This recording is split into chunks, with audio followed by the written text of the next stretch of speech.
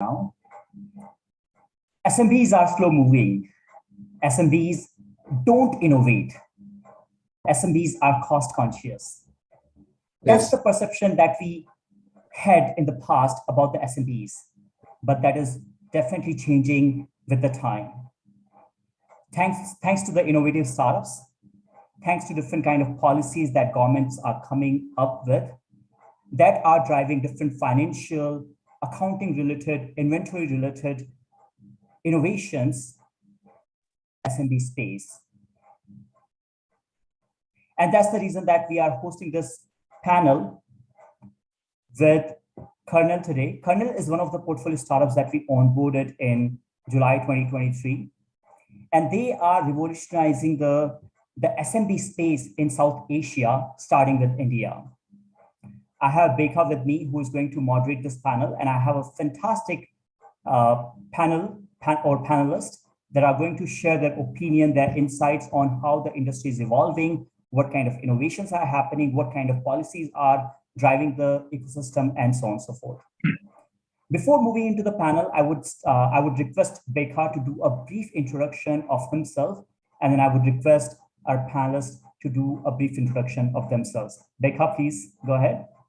Thank you very much, Pankaj. Thank you, everybody. Honor to host this panel.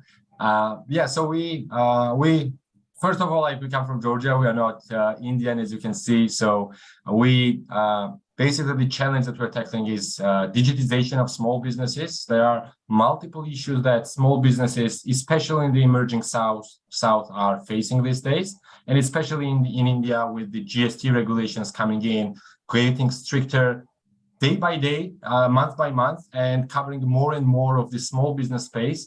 There needs to be a solution that helps them to keep up with this upcoming change and to keep basically on top of the things. So we are offering them, we are helping them to digitize their entire operations and comply with GST requirements seamlessly. Also, of course, building embedded finance functionality layer on top of that, because we'll be discussing also today different challenges that they face. Definitely one of the challenges is the access to credit and the ease of getting capital. And this is, of course, something that we are looking forward to. At this stage, we are helping them digitize their operations, billing, and GST filing, and all of that.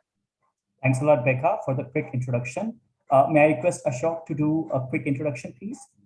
Hi, everyone. I represent Press Loans. Press Loans is a NBFC company, RBI registered, but it's more of a tech platform which services the MSME customers largely. In fact, the bottom of pyramid, we say we are the first M of MSME. We service the micro entrepreneurs where, in fact, they don't have too much of a data footprint available with them. So our idea is to use alternate data, use social information or whatever information we can gather from them, analyze it, and we have created some kind of scorecard which helps us to take credit decision, and also to help those people to achieve the objective to grow their business. Especially as you know, in India, businesses are seasonal. So this second half of the financial year is a little more active. So their demand comes very fast. We service in tier 2, tier 3, tier 4 towns where again some digital access is not so much, as well as the financial access is comparatively lesser. So our idea is to reach out to those people and provide them timely finance. In addition to that, we also do somewhat of electrical vehicle financing in India, especially in the northern side of India where the demand is comparatively high.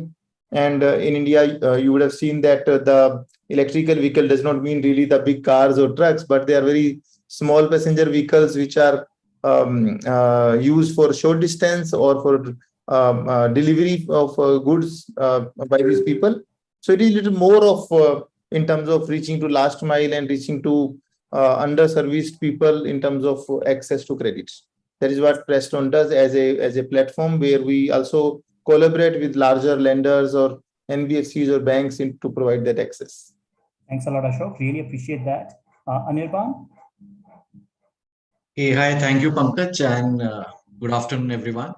Just to give you an introduction about Zaggle. Zaggle is a 12-year-old SaaS-based company into business automation, and we predominantly work on accounts payable automation, expense management solution for employees, as well as their tax benefit products. We also automate bill payment solution and subscription payments. This also we work with multiple NBFCs and banks to offer embedded finance, because there are a lot of data intelligence which we bring into the table. And one kind of transformation which we are doing is making accounting softwares into much more business intelligence software. So finance to a business manager, which we are transforming through our platform. And just to give you information which we got to know yesterday, that we got a SEBI approval for our IPO, and maybe very soon we will go public. Congratulations, Anirban. That's a great news. Thank you. Rahul, may I request you to do a quick intro, please? Sure. Thank you so much, Pankaj, for inviting me to this panel, and glad to be in some very esteemed companies. I built Fundfina. Fundfina basically is an embedded finance platform, very similar to what Ashok Mittalji does at Pressloan. The only difference is that we don't have an NBFC license. We partner and solve for multiple NBFCs through our platform. And there are three big boxes of the problems that we are solving for. One, we do lead generation or origination for NBFCs. Second is we provide underwriting support. And through this embedded platform, what we've done is that we got access to a lot of alternate data in addition to CIBIL or bureau data. We enrich that data set with transactional data points that we have got access to through these embedding technology that we have developed. And three is basically process automation. So lending is a very complicated process. And we automate a lot of these processes using our platform, whether it is in right from origination going to the recovery part of it. So that involves reconciliation.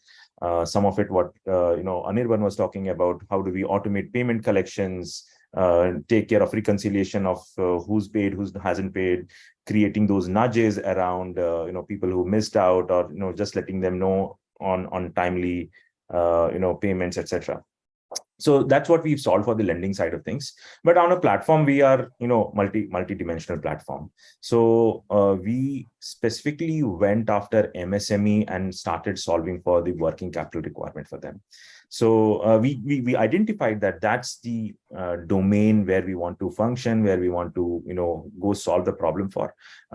And that's where the embedded platform became a very crucial part of our journey, because in lending business, what we've recognized is in India is that cost of acquisition is extremely high, and solving for it basically goes a long way in enticing or basically making it interesting for the lenders to look at it. And believe you me, we built a platform which had access to 1.3 million merchants because of this embedding technology that we built. So that's one part that we solved, and of course through these process automation, we were also attacking how to bring down the cost of servicing, because once the loan is dispersed, a lot of capital or a cost is incurred towards how do we make sure that people pay on time, how do we make sure we are able to recover money, and even loans that have become delinquent, that we don't lose out too much of our money, selling off those portfolios at a very, dime and, to a dollar, something like that. Rahul, I think these points are going to be extremely meaningful for the panel discussion. Let's save them for the later for the panel questions. Sure. But let's quickly go to Karthikeyan and get the introduction from him. Thanks a lot, Rahul. Karthikeyan, please. Hey, hi, Pankaj. Thanks a lot for inviting me to this panel. Good afternoon, everybody. So I'm representing Credex. So just to quickly introduce about Credex, so we are an 8-year-old fintech platform. So we service MSMEs, startups, and mid-corporates. So the kind of products that we have, all of these products try to address one key theme for our target clients, which is short-term working capital requirement. So our key product is domestic invoice discounting. Recently, we've ventured into export factoring. And we do have offerings around dealer financing and dynamic discounting or early discounting for mid corporates. So that's the kind of products. I think the idea that we are trying to do here with this platform is to democratize access to finance for especially the MSME space, which is the most happening space in the country today. So that's what we have been doing, and it's been an exciting journey so far, and happy to be on this panel to share our views. Awesome. Thanks a lot, Karthikeyan. Again, really appreciate every panelist's time today, and I'm sure that we are going to have a very exciting, insightful conversation. So, Bekha, I know that you have some burning questions that you want to ask to our panelists. Of course. Please go ahead. Thank you. Thanks a lot, Pankaj. Thank you, everybody, for being here and for the great intros. So I think the first thing that we need to discuss, and I would love to discuss, is about the opportunities and challenges in the Indian MSME space, right? So we see that India is on a fast track to becoming the next global superpower, and there's been a lot of infrastructure built from the regulators to support that growth. And there's there are lots of challenges because the level of innovation, the level of literacy, especially in the bottom of the pyramid, is pretty low. And then there comes in the credit cycle, which we really don't know what it's going to be. And the adoption of technology, adoption of the loans, different things that are hindering basically access to capital. Like India had over $500 billion of credit deficits just in MSME sector last year, right?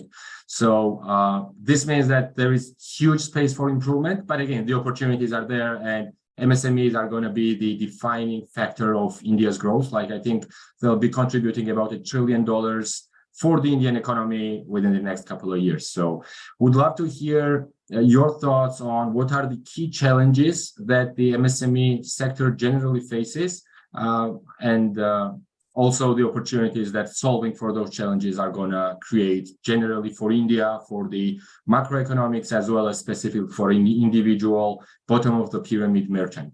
Let's start with Ashok, because you also mentioned that you're serving this bottom of the pyramid. So I think that would be interesting to see. You have like most hands-on on this particular MSME sector. So please. Thank you, Bekha. I think you have rightly mentioned and started that India is growing very, very fast. And incidentally, India is a country where the demand is coming from consumption side, from rural economy side. So it is not that India as a country is dependent on other countries to grow, but within itself, it is growing extremely well. When we talk about MSME, which are about, say, 60 million people, if we broadly see, and they contribute close to somewhere 35-40% to the GDP. So which is a very large number in terms of contribution, whether in terms of count of people or the way they have been spread out, the way they are supporting India's economy is very large.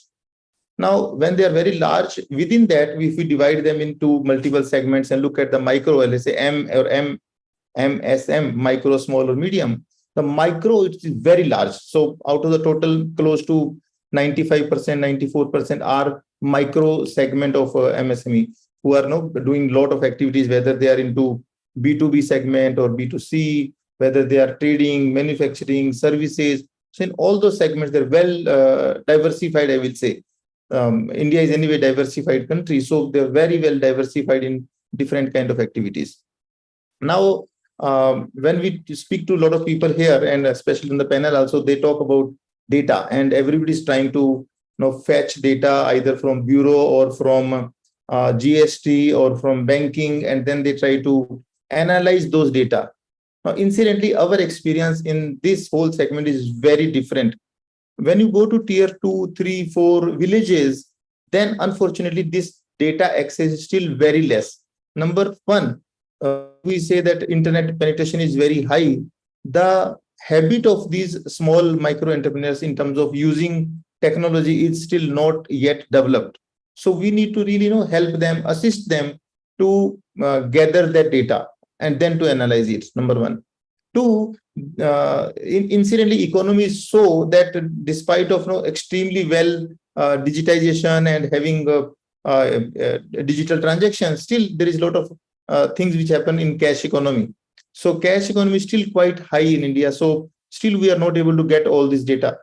Third, if you want to really understand their intention to pay along with the ability to pay, so you need to really assess the person.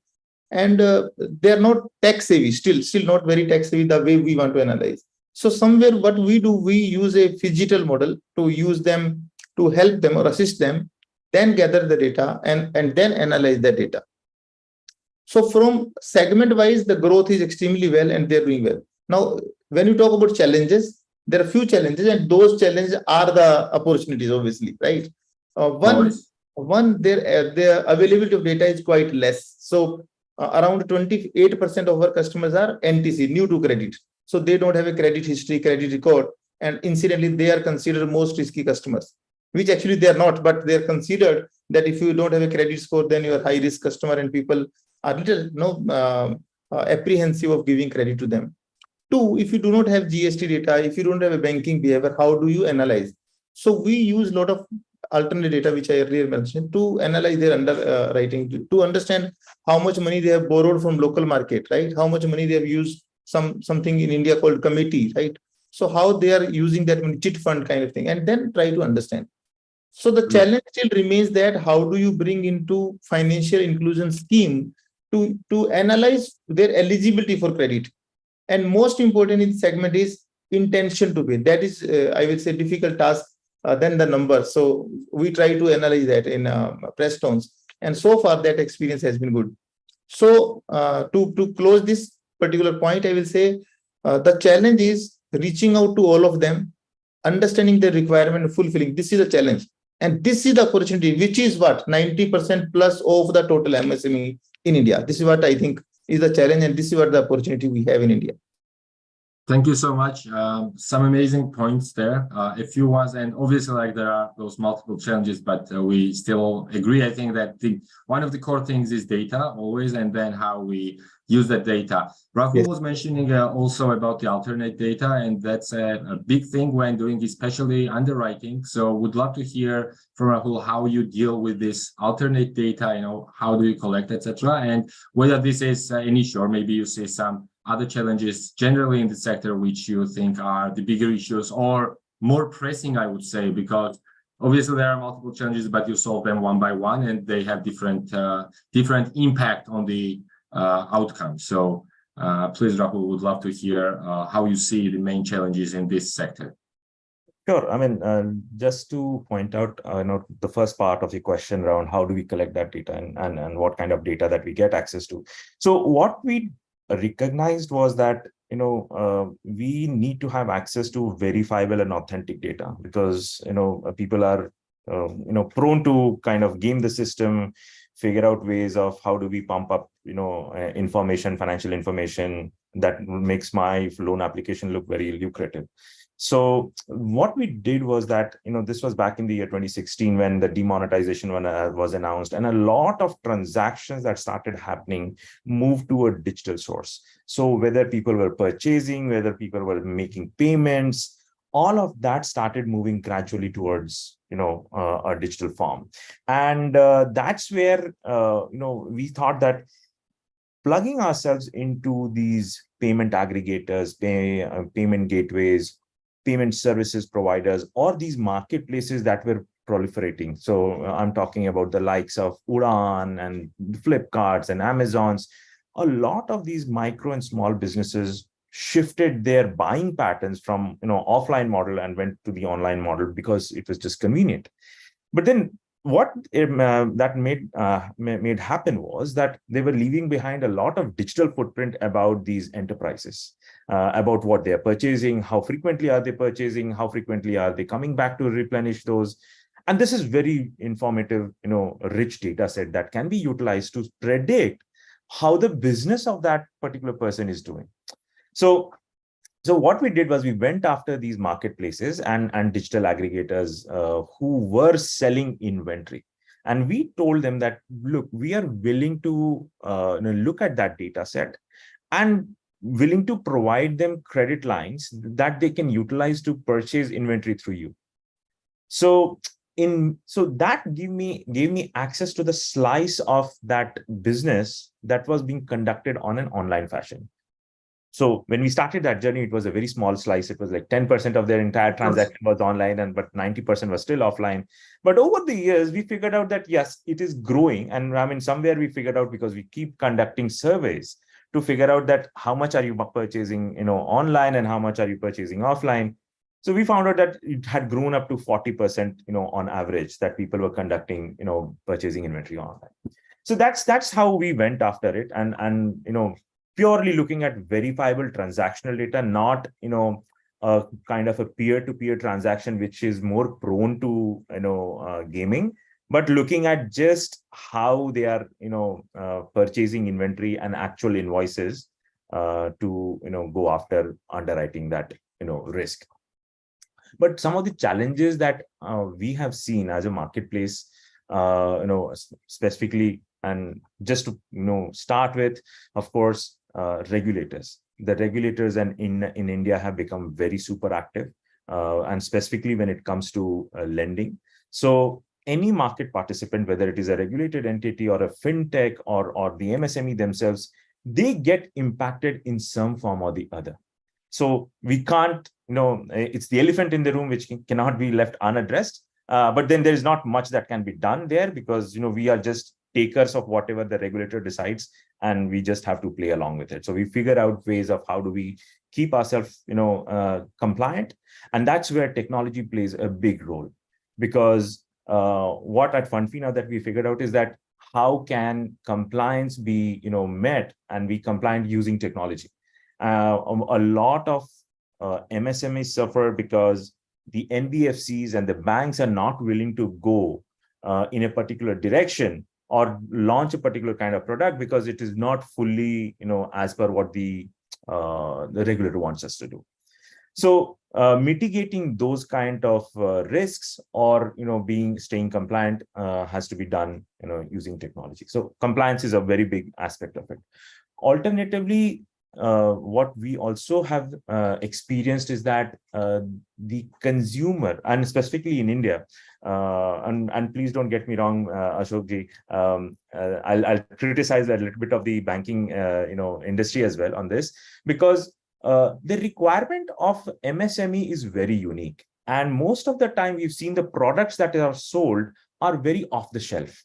So they're not getting customized in the way that the consumer wants to basically consume it. This is one of the problems that we have been trying to solve, because somebody needs a 7-day loan, somebody needs a 30-day loan.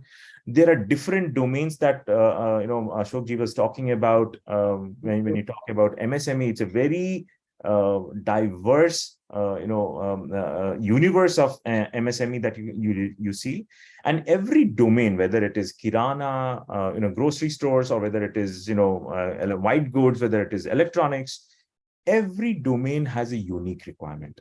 So most of the products that we have seen are basically suppliers or the bankers trying to sell one product for all domains, which does not work always in the favor of the borrower. So compliance is a problem, that challenge that we have been trying to solve, and the supply side of it, basically supply of money coming through bankers. Ashokji definitely, he pointed out the point, made the crucial point about the demand side and how data is not very rich. That's something which is omnipresent, and that will be a challenge I think forever. So we will have to continue to solve for it. Some of it is coming through account aggregator into existence, into exercise, but yeah, that's a very pertinent challenge to solve for. Thank you so much, Rahul. Extremely good point on how to make this data verifiable. So the alternate sources like this always causes kind of confusion, and I believe like that might be different on different size of MSMEs that we're talking. But of course, like the steps that have been taken, starting from demonetization, UPI launched by MPCI, then we had the GST, and then COVID hit. So obviously, a lot of people just needed to get out there online. So this made it possible to enrich the data and have that data digitally rich. is now being used to underwriting. Yeah, interesting thing that you mentioned about regulations. So I'll come back to that on our next in the next question, because I want to discuss that also, how the regulation influences basically the end customer, because everything has a flip side, right? Two sides. So everything has its ups and downs. So I would love to chat a bit more on that. To continue with the lending perspective, like perspective of the lenders, basically of the challenges that MSMEs face, would love to ask the same to Karthikeyan. I hope I'm pronouncing it right. I'm sorry if I didn't. No, you're right, Vika, I think. Because you've been working on the supply chain financing, basically, right? So invoice financing, and really interesting to see. And this is something relatively new. And again, this is a reliable source of data based on which you can also underwrite. Right. And would love to hear your thoughts on what are the challenges for your clients, the small businesses generally. Right. So I would want to present it in two parts. So one is the broad challenges that the MSMEs face, and then coming to the access to finance, which we are trying to solve. So when it comes to the broader challenges, there are many challenges. I think the most recent trend that we are seeing over the last few years is the ongoing digitization that's happening in multiple sectors and industries. And there are definitely people who have adopted to it very quickly, and there are people who are laggards. That is creating a divide between the MSMEs. I think payments is one space where digitization has kind of been ubiquitous, so to say. We find digital payment options pretty much spread across the country. But there are several areas of businesses where digitization as a area is not yet covered by the MSME businesses. See, when it comes to origination of business, execution, fulfillment, compliance. So these are the areas where the adoption of digital technologies is still very nascent, I would say. That's kind of hampering the operational efficiencies of these MSMEs, the ability to improve their turnover, etc., etc. So that is one aspect of challenges that I would want to highlight here, and where there are some policies of the government and regulatory changes which are kind of bringing momentum. Coming to the second aspect of challenges, especially when it comes to access to finance. So the traditional lending institutions in the country have always taken an asset first approach, where they want to see either the primary assets or the collateral assets to lend to a particular borrower. And that's been a problem for most of the MSMEs, the first generation entrepreneurs, who may not have adequate assets to raise finances. Because we see many entrepreneurs who come to us, whose revenues have more than doubled in the last 2-3 years, but their credit lines remain the same, and the bottleneck there seems to be assets. So that is what we have tried to solve through the multiple products that we offer. We take a cash flow first approach, where we look at the cash flows that the business is generating, and not at the assets. We don't lay too much importance on their financial metrics or credit metrics like what most of the traditional financing companies, institutions do. So wherever there are cash flows, we were able to help those entrepreneurs to leverage those cash flows with early payment methods, which will unlock working capital for these businesses. And so this was a method with which became a kind of a which will grow in line with the business. So we have seen many MSMEs who started off with say X million of limits with us. As their business grew, they became 2x, 3x, right? And we don't have to wait for a year or a cycle to complete. As and when people are able to bring in cash flows, and the lines also went growing along with it. So that gave them a lot of operational flexibility as well, and they could perhaps forget about financing as a problem area and focus more on their core business. So that's what we've been trying to address. And of course, the points highlighted by Ashok ji and Rahul ji in terms of capturing data using it to assess the ability to service the debt as well as the intention to service the debt. And we also, because we are in a very short-term product where the timeliness of servicing the debt is also extremely important, because while ability and intention could be there, if timeliness is not met, that could also kind of create troubles for our financiers. So these are the areas that we assess. And of course, we do use a mix of conventional data sources as well as some of these alternate data sources to understand all these three pillars of lending. But I guess the reliance is heavily on the cash flows, not on assets, not on debt metrics. So I think that is how we are trying to solve the access to finance for problem of the small businesses. Thank you so much. I think, yeah, that's one of the most efficient and effective ways to address, generally also to hedge against the risk that you're taking, to lend against cash flows, right? But again, the challenge still, I think in India, and it's going to be there for a few years, is still the so-called kacha books, when not all of the transactions are done online, not all of the transactions are being reported. So it becomes a bit tricky to balance that part. But again, using the alternate data and relying solely on the cash flow definitely gives them much more flexibility and access to credit, which I believe is one of the key aspects what small businesses really need to grow. So and could not agree more on the digitization part. That's what we do. That's why we are here actually, like in India. So we'll talk about that a bit more a bit later on. So thanks a lot. Now I want to move to Anirban with the same question, because his company Zegel is tackling helping MSMEs from an entirely different angle. So one is access to credit and the growth part, but another one, and like the most important part probably at the end of the day, is the bottom line of the business, and managing the expense side, managing the HR, etc. This becomes a crucial part of growth for MSMEs. And we'd love to hear your thoughts on what are the challenges that you see amongst your customers, and generally what are the challenges that you have working with this kind of customers. Yeah, sure. So predominantly, since we work on the accounts payable and receivable solution, and there are many of points which has already been covered by Rahul and Karthik, and to some extent by Mr. Ashok.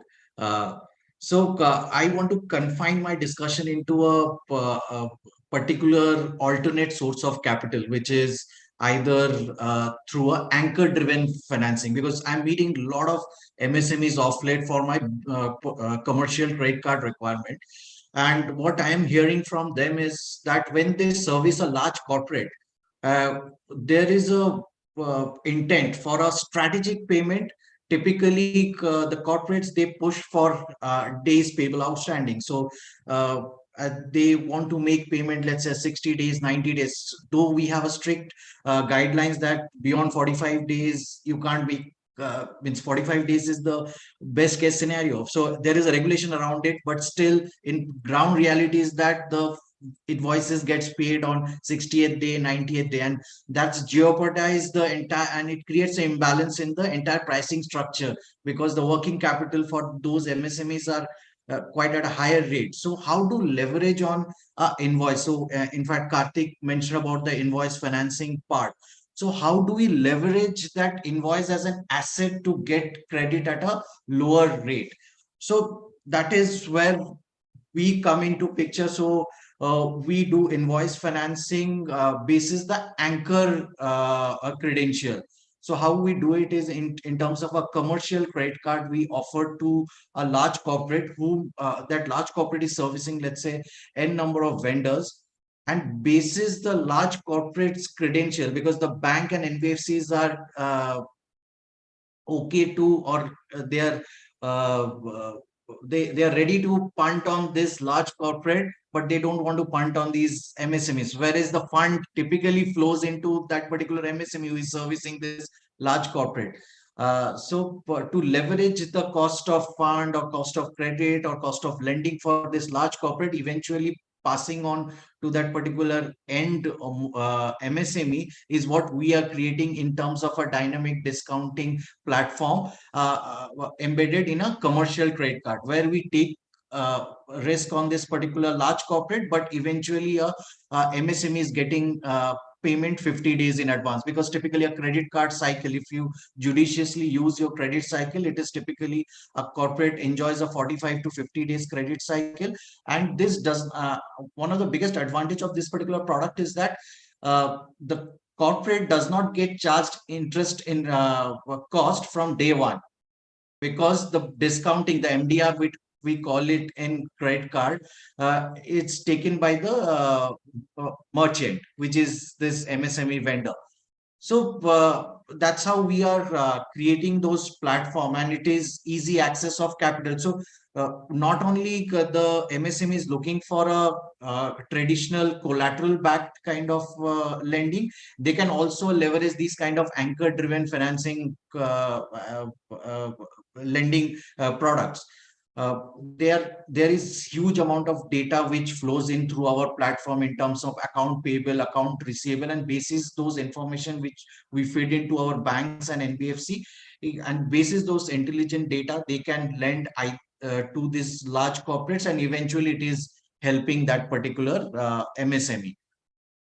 Today, typically MSME operates at around 18%, whereas a large corporate typically operates on 10 to 12. So there is an easy 6% gain which can be passed on to the customer in terms of price benefit of the product these MSMEs are creating.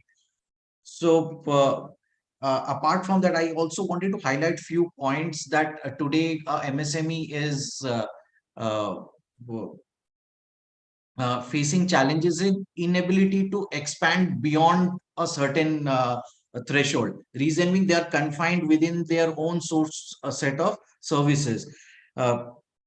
So when they compete with the large corporates, their R&D is not there. So what we propose is that through our platform, you can create a community and create a pool fund, and so that you can do a lot of R&D towards your own product, and which can compete with a large corporate. With emergence of platform like ONDC, which will bring every MSME into a level playing field. Though it's slightly early days because it's more of a tech heavy, there are certain aspects like logistics and trust and quality of service which needs to be worked upon. And I think there is a sample which has gone in few states. But I personally feel that is the UPI moment. It may take some time, but once everybody gets that trust and the quality of services, it will be a UPI moment. You will see exponential growth for MSMEs through an ONDC kind of a platform. Thank you so much. Actually, like I have exactly similar, I'm similarly bullish, if even not more, about ONDC. So generally the way, okay, let me step back a second. So generally the way I see why I'm so bullish about India and why I see India developing real fast to enormous scale is generally the infrastructure approach that India has towards addressing the different problems, right? So there's a different model like US model, which is these technologies need to disrupt the existing institutions kind of stuff, and more driven in that way. Also startups, new companies are trying to do that. While in India, we see that the regulations and frameworks are created in a way where bigger corporates, smaller players, micro businesses, the bottom of the pyramid, it's kind of all inclusive, right? So ONDC for me is obviously one of the big things, but UPI has been there. But before UPI came Aadhaar, right? If there was no Aadhaar, there wouldn't be UPI. If there was no UPI, it would be then extremely hard to implement. Account aggregators, by the way, now a light version of account aggregator license is available, which will enable multiple smaller fintechs to be able to get that license and operate much faster and deliver additional value to the customer base. ONDC obviously is one of them, but generally would love to hear your perspective. What's the next big thing? So we talked about the problems, and that boils down to a few core problems that is there in the market, which can address through technology. One is the accessibility and reliability of the data, which is extremely important. Another one is access to working capital, which comes basically on top of the data, as well as ability of the government to tax and collect taxes on top of that. and then comes in play ONDC, account aggregators, etc., and other things are in pipeline basically. I want to start with Rahul because in your previous answer, you mentioned how regulation is impacting the financial institution, which at the end of the day impacts the end customer. But what do you see as the next big thing, especially from the framework side or the regulation side, that will help boost the entire MSME landscape? You are muted. You're muted. Sorry. Yeah, thanks. And it's a great question. And as a fintech founder, we look at every regulation that comes out as an opportunity, because this is where the regulator is kind of resetting the entire playing field. Every time the regulation comes out, something new needs to be done. So recently, I think August last year is when RBI released digital lending guidelines. And that clearly set the field that, okay, until now, fintechs, you have been, operating in the gray area of things. And this is how you have to perform. This is what you can do. This is what you cannot do. And that meant that every fintech, especially in lending space, had to, a lot of unicorns had to, reset their business models. People were issuing cards on prepaid, instruments, and all of that changed. So for us, we see any regulation, while it does have an impact, it momentarily, disrupts the cash flow. And a lot of fintechs, if you see, Karthikeyan was mentioning about how they are focusing on cash flow based lending. ONDC itself, or OKEN itself, is basically taking a lot of pride that we want to do cash flow based lending for MSME. But every time a regulation comes in, it disrupts that entire flow of how MSME access credit, and that basically is what is now itself becoming a challenge. So you give a person a break of a business a break for 3 months, that sorry, we can't give out a credit because we are reworking our entire infrastructure, or we are reworking our entire contracts. It does not help the MSME. So I think a lot of what we are working at is, how do we ensure that these kind of breakages in access to credit do not happen? And cash flow lending, unlike any other lending, is basically prone to get broken down because of these disruptions.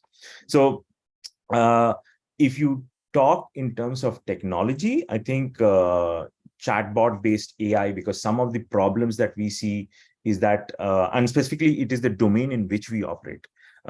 These are very small, micro and nano businesses that we are talking about. So chatbot-based, customer support is a great way of servicing them, because they don't have the time. For example, empirical evidence. More than 50% of our loan applications on our platform comes between 10 a.m. and 6 a.m. 10 p.m. and 6 a.m. in the night.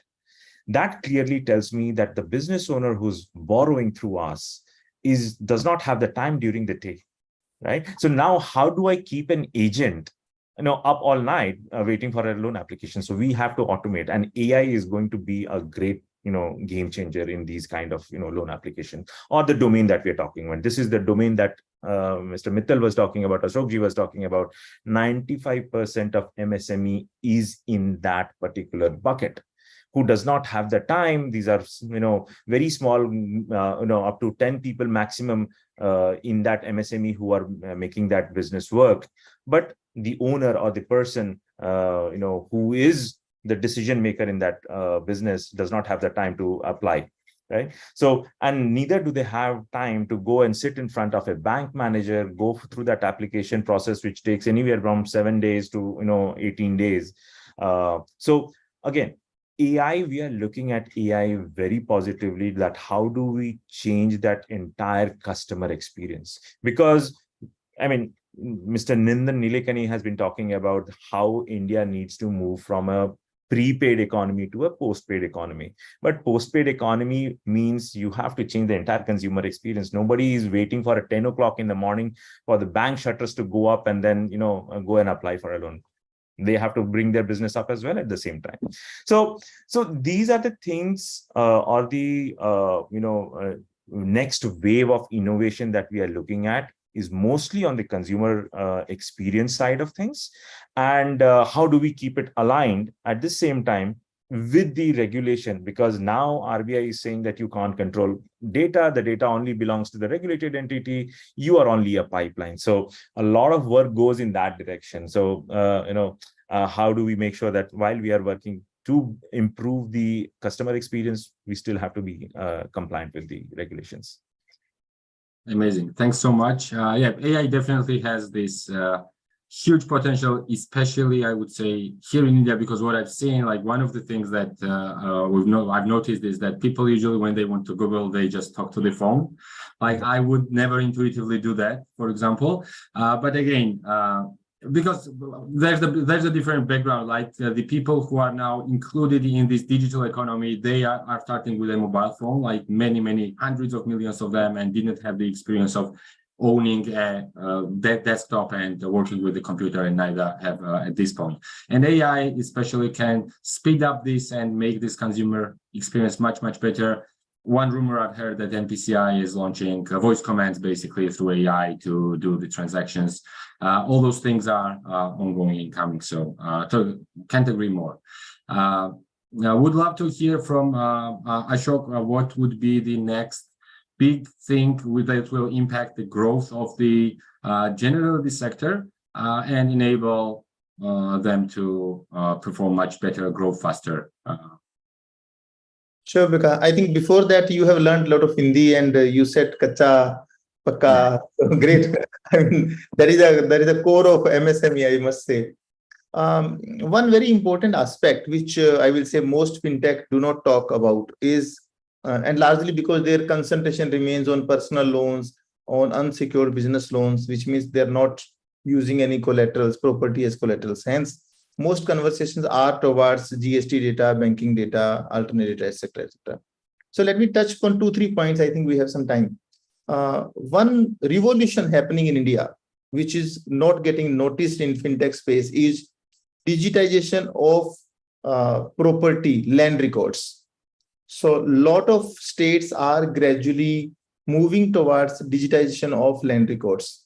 So, and MSME, as everybody says, they are not able to get the required credit. So sometime, or I will say most of the time, they are forced or they need to give property as a collateral to the lenders. And they're okay with that. They're happy with that. They have no issue, no problem. Rather, they take advantage if they are giving any collateral. The amount goes up, the tenure goes up, the lending rate goes down. So in a way, they are happy to give their business premises or residential premises as a collateral and take a credit facility. Now, this is the area where I must say, which is prone to the frauds as well, right? So there are areas where people are able to, people intentionally give forged documents, etc. And it is very difficult to really go to registrar office, verify the property documents and take call on the business in terms of the quality of property, whether it is genuine or not. Of late, we have seen in last couple of years, and we also do some secured business loans where collateral is property as a collateral is taken. So this digitization is happening, which I will say is a real revolution, which is actually going to help MSMEs to avail credit at a lower rates, higher amount to meet their requirements. What is going to happen is you have all the property documents in digital format. So we will be able to mark our lien or hypothecation, or you say what we call as mortgage, register mortgage or equitable mortgage on those properties. This is going to change.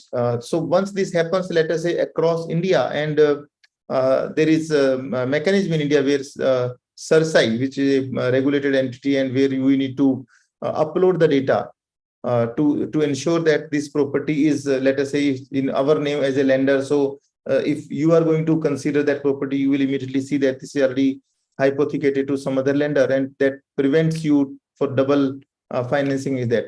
So I think this is a major change which is happening, and this is as good as your GST or banking transactions, where you will be able to look at the property, look at the details of the property, the size, and maybe to some extent valuation. So today they are discretionary. If you send someone, he will give his own legal opinion. You send a valuer, he will give his own valuation, and then you have to depend on them, right? You have to depend on third party in terms of assessing the property, because every lender does not have that expertise, right? Especially sitting at a central location. So once this entire data in digital format, then you don't go for any, let's say, physical documents. You have some kind of facility where you can look at it and value it, and then decide in terms of financing those properties. So I think this is another aspect which normally I've seen on all conversation gets ignored. Other than that, very important point which Rahul has used, and I want to add on to that, he said chatbots. So I have written one book called FinTech Entrepreneur's Guide, and in that I have one chapter which is like my favorite chapter, is 3 V's of FinTech. There are 3 V's, V for victory. So I say voice, video, and vernacular. So my sense is that we are going to move to voice bots. Today there are some fintechs or some tech companies who have already started using this technology, where when you want to communicate to your customer, it can be actually a two-way communication in the voice. So we have seen, let's say, for payment collections, right? Especially during the COVID time and all, you can call your customer, give him exact information. This is your EMI amount. This is the due date. Do you know? So you can wait for answer, yes, no. So it can be two-way. The customer might have some queries. What is my total loan outstanding? How many EMIs are pending? How many I have paid, etc. So that voice is little more comfortable to people. That is one. Second, I will say video, I will talk later, but then it's vernacular. So India being a very, very large country, and in fact, many people are not comfortable with English. So either they want Hindi, they want Tamil, they want Telugu, they want Malayalam, they want Punjabi. So they are much more comfortable. And we are, remember, we are talking about micro segment, right? Local people. So when you talk Hindi, we say, oh, you can talk Hindi, but they want, I'm comfortable communicating, talking, listening, understanding in my local language. So if you're able to cover, I will not say all, but let us say 7, 8, 10 major languages, and you go vernacular, you do two things. One is you meet the regulatory compliance in terms of, there is a regulation that if the person does not understand, you need to explain to them in their own language so that he understands what terms, condition, loan agreements you have. And we give a declaration that, okay, we have explained to the customer in his or her own language. So if this is a voice bot and you are able to communicate to those people, all your legal terms, agreements, communication, everything in his own language, let's say, this will revolutionize the way we do lending or any kind of fintech entity. And I feel it's not a big deal, actually, it's doable. So, and third is the way we are talking now, video. So the time of text, very long messages, all loan agreements around 30 to 100 pages, people don't even read it. So if you're able to make smaller explainer videos, kind of reels to explain to the people about product. So if it is video in vernacular language, this will help a lot to explain your product, your strategies, your services to, again, I'm going to SMEs, because when we meet them, and we've done some seminars, physical seminars to these smaller entrepreneurs. So a lot of them do not have website. So I tell them, in Hindi, chota sa website bana lo, make a small website. We should just give some basic information about you, because the time is digital. So if as a lender, I want to see whether you have a website or not. Do you have a LinkedIn profile or not? You have a Facebook page or not, right? You have a Twitter account or not? So we tell them, please do all these things, right? So similarly, if they are able to make some use of technology, whether it is voice or videos or vernacular, so it's as a lender, these things will change a lot. I mean, we have seen newspapers. Look, people are now publishing in local news. Google, or when they want to search something, I have seen across country, I've traveled maybe 300 cities. So they see news in local language, means read in local language, not see. So similarly, if this can be done in fintech space, especially on the lending space, this is going to help those people immensely, and their understanding, their comfort, and it's a lot more psychological, I will say, in nature. Their comfort about that lending institution goes up, that, okay, I'm able to talk to him in his language, in his style, and able to explain it better by way of a video communication or a two-way communication using voice bots. So that, I think, is a big thing which I expect. It has already started, but I think it's a very big thing which will happen in next maybe couple of years. And then you see the revised model, how the SME space is looking, how the micro MSME is looking at the lending institutions. I think that's Thank you so much. Thank you so much. Yeah, totally agree. Like digitization, apart from creating the data, and then on top of that, building the working capital availability and the cost of delivering working capital, also increase efficiency. That's one part of that. I've actually haven't thought a lot about the importance of the asset digitization of the property, etc. But that's an amazing point. And of course, again, like AI to make things more conversational and do transactions with voice, like that would make a huge difference, especially at the bottom of the pyramid where you have lower levels of financial and general literacy, right? Yeah. We are kind of over time, so we also need to do the roast session, but would love to quickly hear also your thoughts from Karthikeyan and Anirban, your thoughts on what's the next big thing that's going to impact MSMEs, and maybe a piece of advice for companies who are solving problems for those MSMEs. Let's take it like 5 minutes each, and then we can move to the roast session if you don't mind. Sure. So one thing I wanted to highlight is that also a development of a central database. Today, listed companies' data are still well organized in credit agencies, credit bureaus, or account aggregators. What I know is account aggregators are working towards it, where they are also capturing data of MSMEs in terms of the financial health, financial ratios. And this will help in future once you have a huge database of this manner of MSMEs giving their consent to upload their financial reports through these account aggregators, where you have an embedded finance integrated through it. So that will come up in a big way in India. And if I'm bundling that with the ONDC kind of a platform where you have a trade receivable data, it's like cherry on the cake. So in my mind, I think a central database with embedded finance and ONDC as a you can say a channel, a platform for embedded finance will be the next big thing in India. And MSME will give enough access of capital, either through the traditional sources, through the balance sheet led lending, or the transactional or cash flow led lending, which through this central database we can define. Thank you so much. Yeah, I totally agree. For me as well, at least one of the biggest things that is like upcoming is ONDC. But when talking about this central database, the key issue nowadays is again the privacy of the data, which needs to be carefully managed, and it's pretty strict.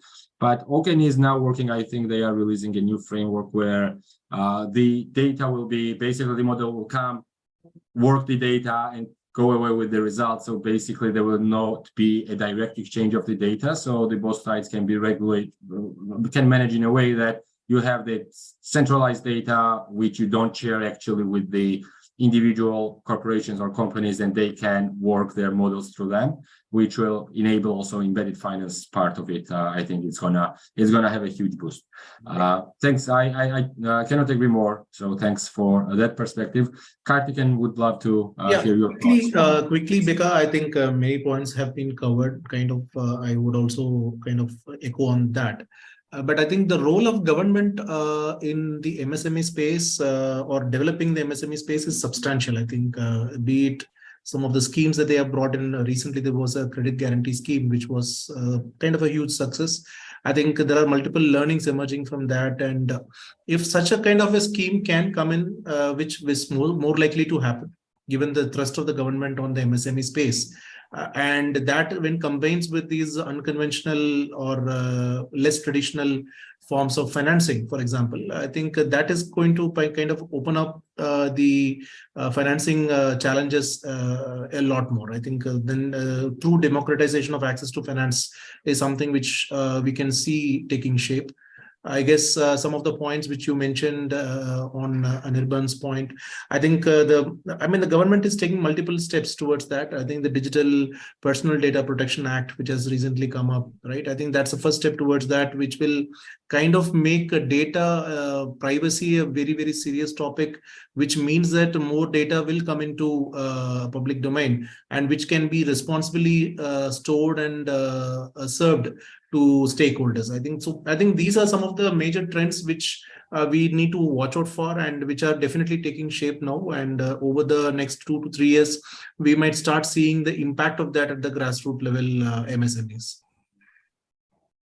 Thanks a lot. Yeah, it's the thing you mentioned about the frameworks and involvement of the government. Like one of the key things is obviously GST, and in this scheme of GST, like we can have a look at it from two angles, right? For the government, it's extremely important to be able to efficiently get the tax revenues to invest on all the areas which needs to be developed for India to really achieve its destiny of next global superpower, whether that's energy, because energy is the only sector where India is not self-sufficient, whether that's education, healthcare. These are the huge issues, and those things cannot be built and resolved by commercial institutions. Mostly government needs to be investing in that. So GST, collecting this indirect tax is big step towards that. But again, back to Kartiken's point, if we put it in the lens of the data, right? So based on the e-invoices, e-way bills, and generally the GST reports, this creates a huge reliable data for all the players, whether that's banking institutions, whether that's non-banking,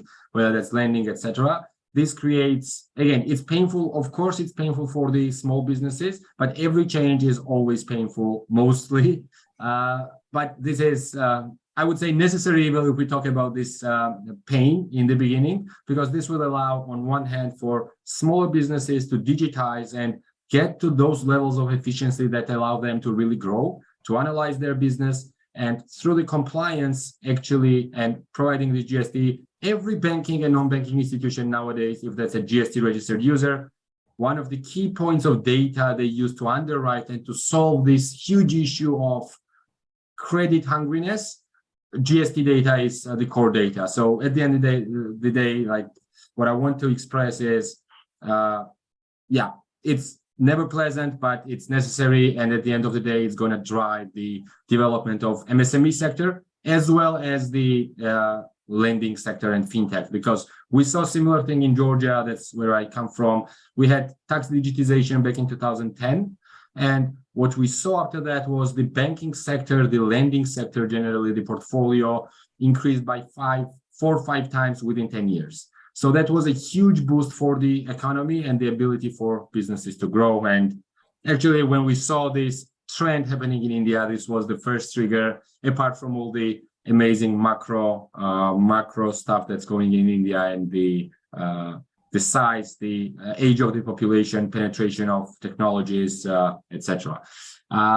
So the next step, Pankaj, correct me if that would work out. Next would be, I'll just present you a small deck on what we do and how we see, and it includes also how we see partnership going to market, what are the key issues, really shortly, and would love to hear your most honest and most brutal feedback, because that's, again, like feedback through feedback. That's what me and my co-founders have founded this company on, is that feedback is the only thing how you can grow and develop and make things better. So we'd love to hear your perspective on those things. Okay, I'll just share my screen. Okay. Yeah, so basically what Kernel does at its essence to contribute to all the things that we've discussed is to provide cloud-based intuitive inventory, billing, expense management software to the small businesses and help them digitize. So currently we are focusing entirely on India, but our vision is generally being the leading solution and helping hundreds of millions of small businesses, micro and small businesses in the entire global South.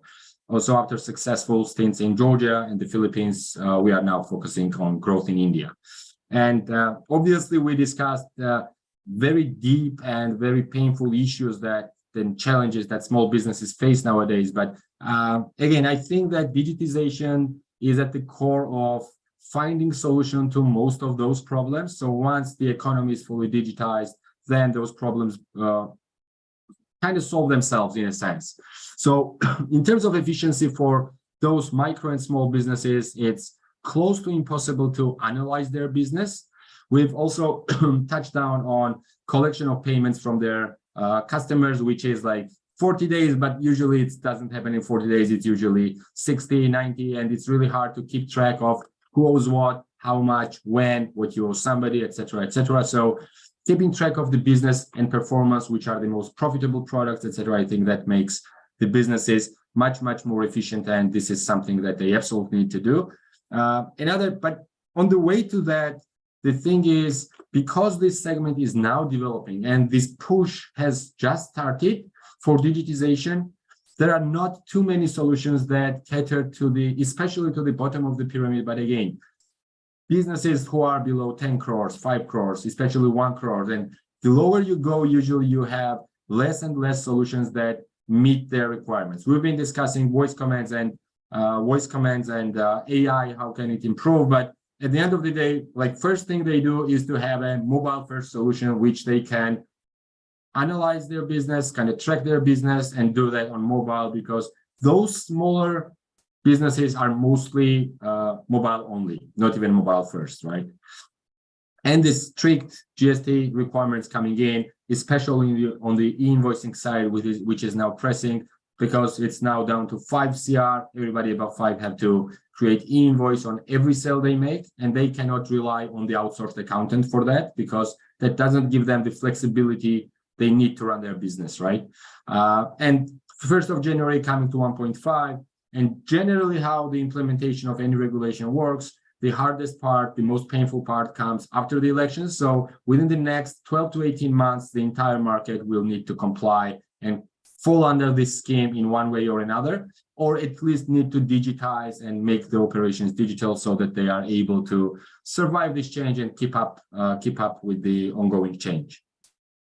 Again, yeah, I think we've discussed the solution, but there are few key features that need to be here for the solution to be effective. It needs to be intuitive, so you don't need to have any prior knowledge in finance or something to be able to operate that. Like basic business knowledge should be enough. It should be mobile first, and it should be compliant. Because whether you are GST payer or not, if you're dealing with vendors or clients who are GST payers, then you are big in trouble if you are unable to provide them with the compliant document flow, so to say. So the features that we have, this is multiple documents, mostly on the billing side. So we have invoices, delivery challenge, pro forma invoices, quotations, estimates like credit notes, debit notes, whatever the smaller business usually, not just smaller, but business usually needs to do their sales documents to digitize them. And on the other hand, purchase orders and expense management. Of course, you have ins from the sales, so to say, and you have outs, which would be your purchases and expenses. And in the middle, obviously, we built the layer for inventory management so that they can streamline their operations with maximum efficiency and simplicity and know what's their stock at what times. Of course, tracking the business analytics make it extremely important because you need to know what's your profitability on the product with the customer. You need to create reports from the tax filing, etc., etc. So business reports and analytics is obviously in place. Automatic receivables management. So that's on a smaller scale and manual at this point.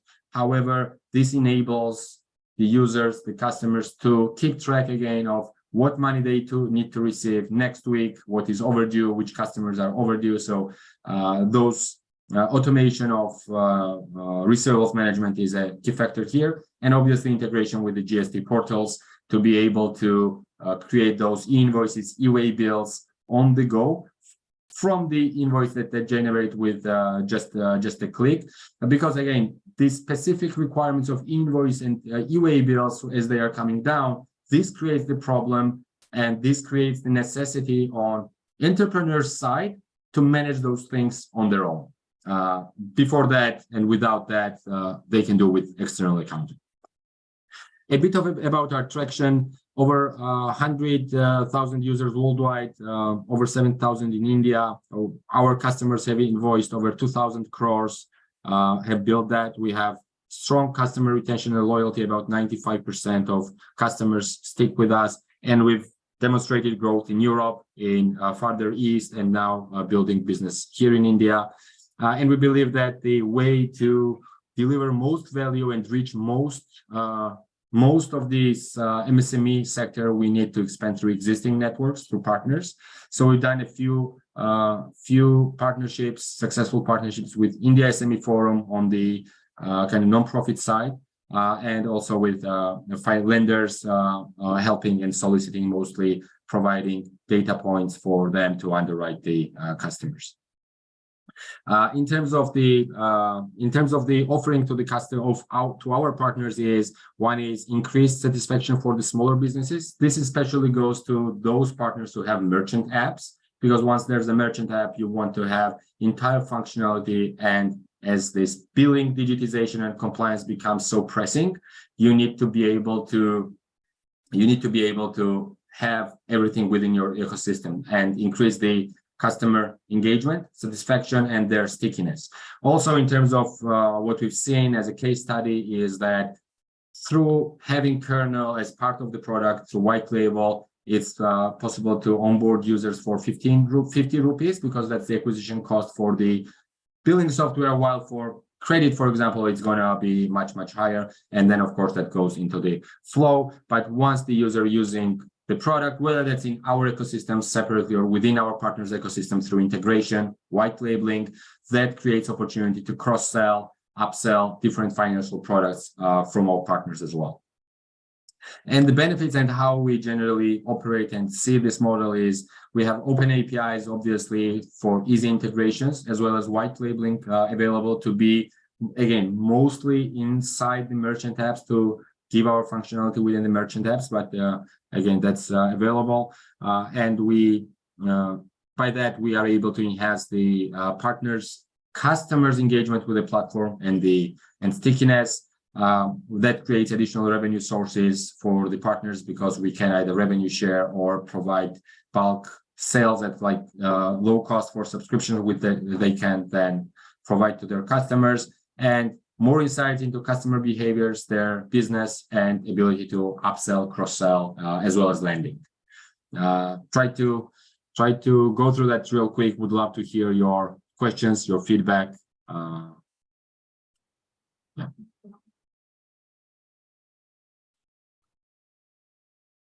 So I had a question. Please. I think you touched upon the segment, but if you can just slightly elaborate a little bit more on what segment are you targeting? Who are you trying to sell this product to? Who's your target customer? And and then there are a couple of of course. questions. Yeah. Sure. So I would divide that into two parts, because the product we initially built and the customer research and discovery we did about 18 months back, these are family businesses where sons have overtaken the businesses, so they are now running it, so they are more open to use the technology. They run with a mobile, and they feel the need for moving from pen and paper. Our customer base is generally smaller traders below 5 CR in terms of annual turnover. They never have in-house accountant that's always outsourced, usually employs only family members. And now they have to comply on their own, and most of them are, again, GST payers because they fall into that bracket. So below 5 CR, 1 to 5, 50 lakhs to 5 CR.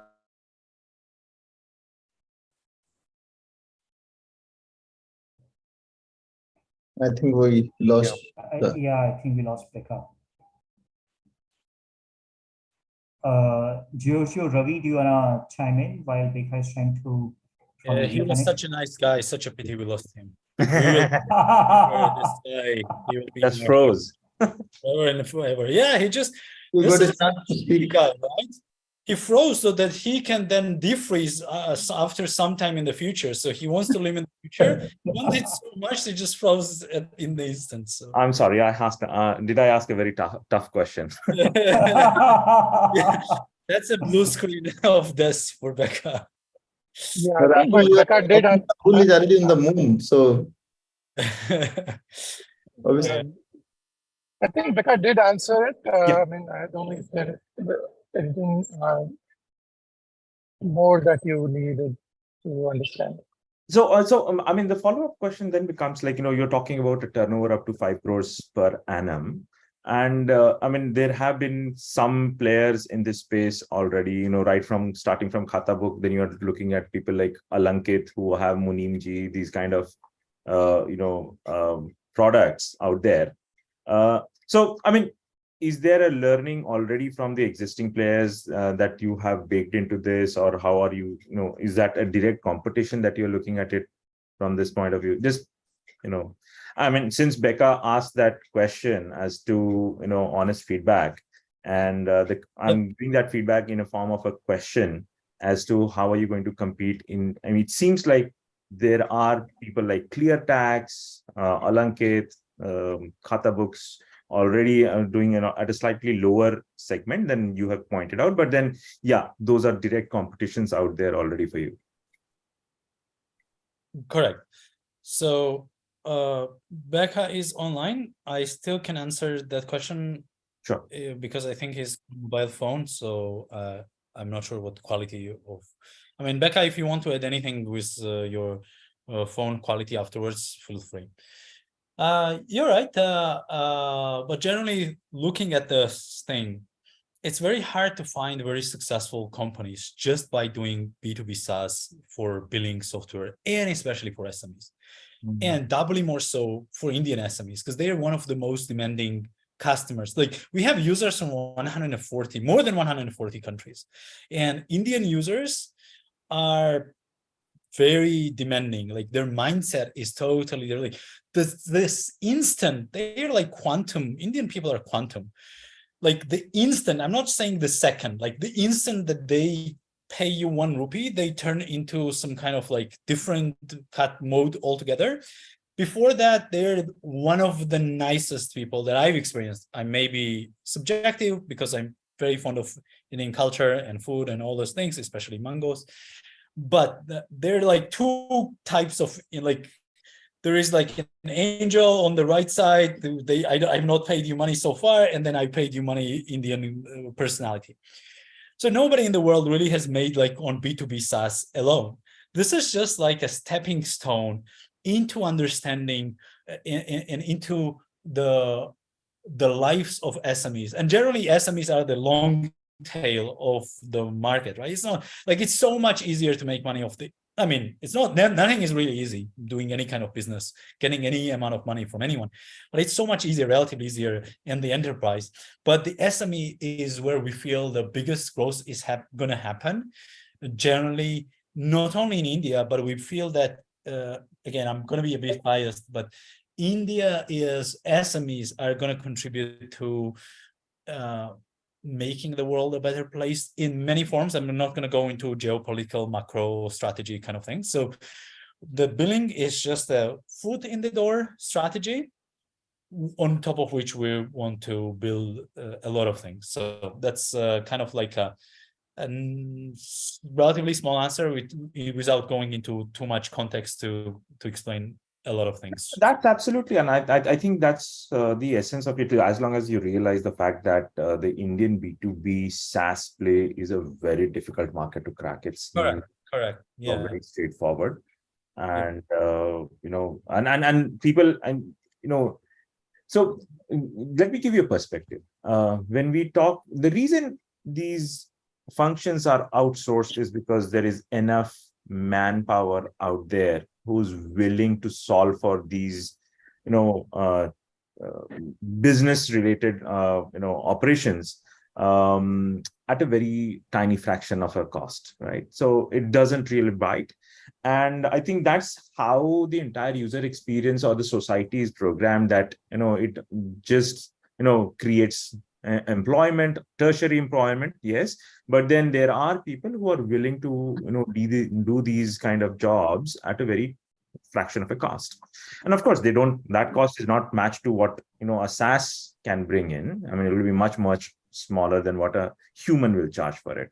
But then the expectation of the business is that I want everything to be delivered to me instead of me having to move a muscle for it. Because that you're trying to replace a human, a full-time or a part-time employee, basically. Right. And that's a big task. It's not even, You're completely right. The only thing I can add is that our secret sauce and why we choose this task is that what we've seen in Georgia, and then what we saw in Georgia, we understood that we're not unique, right? So not that only Georgia is great in like how we went through this phase. And a lot of other developed countries have gone through this. And we just have researched those kind of like where the future is gonna go, most likely. Again, maybe it's wrong, but like where other countries have, like the pattern is relatively obvious, and we're just trying to position ourselves towards the future because we assume that India is gonna go along the sides. Again, we have some flexibility, but it's gonna follow the same kind of pattern where it's gonna end up. So we are heavily partnering with accountants in Georgia and with banks to understand like that we're not stepping on anybody's toes and how we can manage this relationship. So that's kind of like our secret sauce. Not that it's very secret, like anybody can do this research if they wanted to, not that we have exclusive. It's a go-to-market strategy, and I think it's a very important aspect of how you distribute the product. Like, how do you increase, adoption? That's about it. Like, yeah. So yeah, no, thanks for that. I think those are the two things that came to my mind when in terms of how, So Becca, I mean, I just wanted to know some smaller things. You are having any geographical areas, limits where you are going to operate right now, or you are operating, or so, and how are you approaching these MSMEs? We are operating currently. Go ahead, Becca. Sorry, I can't hear. I think you froze again. Okay. Georgie, Ravi, do you want to answer the question, please? Georgie, can you? I mean, which locations, town? I think. Yeah, so prime focus right now is on we have customers from about 60 countries, but our focus is largely on India, Philippines, and now we are diversifying into a couple of more South Asian countries. But for now, yeah, the major focus is on India. That's more because the regulatory situation, I think, here is fast evolving, and we see huge opportunity that is awaiting once the thresholds for GST further go down. So we just want to be a brand, well-recognized brand, and have the right product when that happens.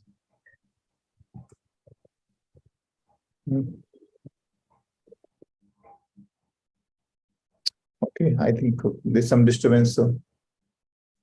Oh, so my connection is back. So sorry. So sorry for that. I heard parts of the question. So if. Yeah. So Becca, just question was on where our presence is. I talked about India, where we have most of the. My right question now, was actually, Becca, that within India, are you focusing on some particular areas, locations within India in terms of operations? And which kind of MSMEs you are approaching? So you will approach MSMEs then, and then lenders can come in to finance them. So how this entire arrangement will work for you? Yes, of course. Thanks for the question. So in terms of the geography, we are mostly geography agnostic, but we see again that in the western parts of India, we have higher demand. So that would be Maharashtra, Gujarat, Rajasthan. Here we have more of the customer base, but it's distributed all across, because basically the compliance, the requirements of the software is the same, but state by state, city by city, you need to find unique ways to do business because India is so diverse, right? So one thing again, to add on top also the previous question that Gio was answering is the difference between us and the market right now is that the strategy has been for the last 3-4 years where enormous amounts of money have been raised and it's been spent solely on the marketing side. So the competition nowadays is sales organizations, right? They have huge sales teams and this operates in a different distribution model. We feel and we see that that wouldn't be our major strengths. So instead of building our distribution channels, feet on the street, like thousands of people on the street, hundreds of telecallers on the, trying to sell, we decided that the best way to go is to existing networks where we find partners where we can create mutual value for the customer base that they are already serving. And on the other hand, once that distribution channel opens up, on the other hand, the data that gets generated on our end enables embedded financing, embedded insurance, all of that on the other side. So that's a partnership is always a two-way game. Right. So one part is distributing the product, and we are looking for partners who can help for us to do that. But again, for partners for whom we can create this value of giving them ability to upsell, cross-sell, and also boost their revenues as well. So this is the approach that we're taking. So we're basically profitable in the bottom of the funnel when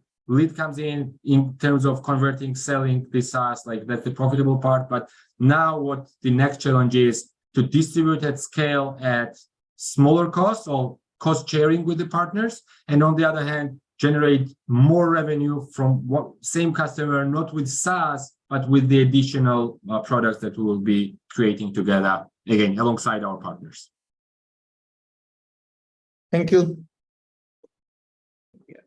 So my bit is we operate on the similar environment. So in that sense, what our learning is that the way we are transforming accounting information into a business information will be the key, and faster and seamless checkout experience in terms of giving credit. So these are the two aspects which I wanted to emphasize because that's that's our learning, I would say, working with NBFCs and banks. Apart from that, I just wanted to highlight, as Rahul rightly pointed out, that in India, making B2B SaaS-based subscription model as a revenue, it's quite a price sensitive in nature in India. So transactional based pricing or revenue sharing on the lending aspect should be the source of predominant source of revenue in my mind, is what I can suggest. Thanks so much. I absolutely agree. So I mean, in terms, but there's one fundamental thing. I believe that if you're giving the software entire functionality for free, then the customer doesn't have the commitment to actually use it actively, right?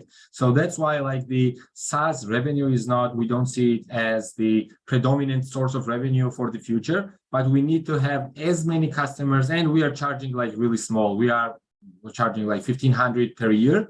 And within different schemes, like we've created also some freemium functionality for our partners. We created special discounts because the idea is not to generate much revenue from the SaaS, but to just generate the activity of the users, generate the data and the stickiness of the customers.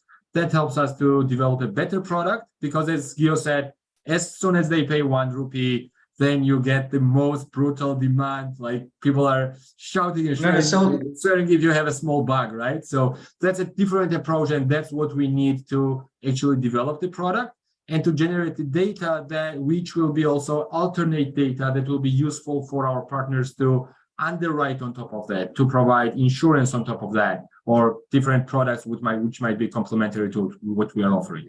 So don't make it free. With my experience, I must tell you, you price it in a way which is reasonably lower, so that the stickiness, adoption, and engagement is also there for a long-term relationship. Yeah. Thank you so much. Thank you so much. Pankaj, you are muted. Yeah, I was trying to say if there are any questions, please feel free to use this forum Obviously, not only questions, but we would also love to get your feedback, your insights on the go-to-market strategy, on the competitive landscape. So if there are any such sort of insights and feedback, be completely open and honest. You don't have to hold back. Yeah. I think we are within the time. Okay, sounds good. Again, really appreciate everybody's time today.